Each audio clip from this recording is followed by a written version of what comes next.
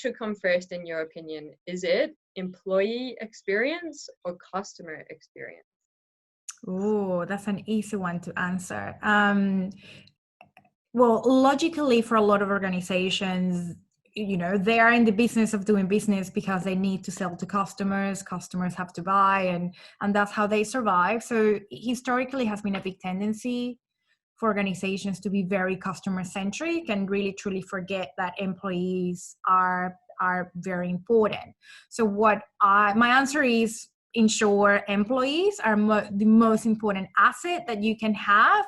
And it's been a really nice transition from organizations who were like all about customer centricity and human-centered design, to now realize that they went a bit too far with that customer centricity, and they left a lot of people behind. So it's really nice to see that shift. So employees definitely all the way as the first priority for me. I'm definitely with you. Can you tell me a bit more about like how they've steered too far towards customer centricity? I can't even say that, but focusing too much on the customers, and now they're realizing, wait, we need to focus on our employees. Because I know everyone always quotes Jeff Bezos and his focus on like customer first. So it's really interesting to hear if you can tell some stories of what you've noticed in the world. Yeah, I think, Amazon, as you mentioned, it's a great example of great customer service and customer experience. And there are a lot of brands really doing an incredible job in that space, really getting customers to feel that they have their needs being met, and a lot of the things that they are expecting are given to them. A lot of that personalization, and if not individualization of the digital age, is really there to assist those companies to thrive and create that very one-on-one experience. And that's wonderful. That's what customers want. They want choice. They want to feel that little, the little bit of a bubbly sort of feeling in their bellies going, oh, that's really lovely. They know me. They wow me. The thing is that when you kind of really look into that, is that employees will somehow feel that they are the ones making all of this happen. And yes, there is a good feel, good vibe, kind of ecosystem in the organization, because naturally when you focus on customers, like at the end of the day, you're being empathetic, you're being driven by providing a very beautiful and incredible experience.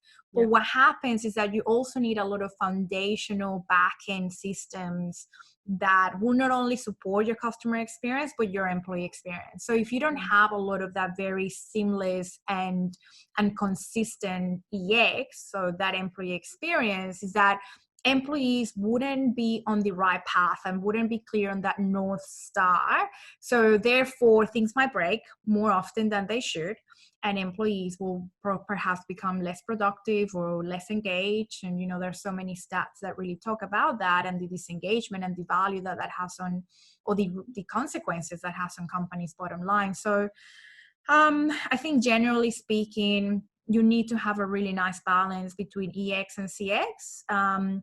If you got to start somewhere, I would always say start with EX. And I love, if I may just touch on what you mentioned earlier, that you feel so happy right now and you're fulfilled on the inside. And what that means is that everything that's happening outside you is therefore a match of that feeling. And it's the same thing. If you have that employee experience being absolutely legendary, spot on, and employees feel, they're being heard, they're being appreciated, whatever that looks like, then that will be replicated. There will be a ripple effect. There is an energy, there is a vibe, there is a philosophy, there is an ecosystem that will support that. So therefore, looking at your employees first is really, I guess, the way to go.